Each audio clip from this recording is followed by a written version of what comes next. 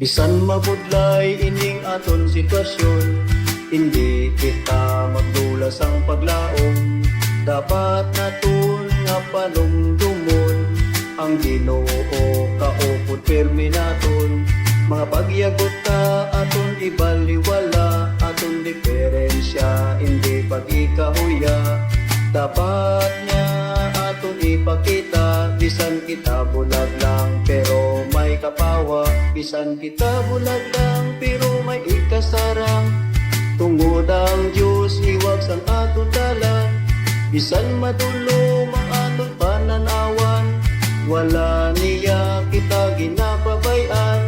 Gani hindi kita magpakahuyang, isalig ka sa iya ang tanan. Tungod siya ang mabagod nga sa landigan.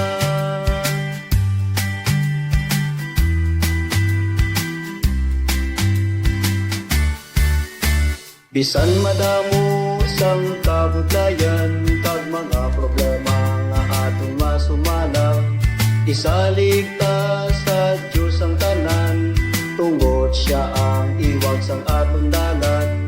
Gani abyan hindi magpakahuyang, imo nga kabuhi sa Diyos itugyan. Bisan kita bulag lang pero may ikasarang, tungod ang Diyos iwag sang aton dalan. Bisan madulo mga aton pananawan, wala niya kita ginapabayan. Gani hindi kita magpakahuyang, isalig ta sa iya ang tanan. Tungod siya ang mabagod nga sa landigan.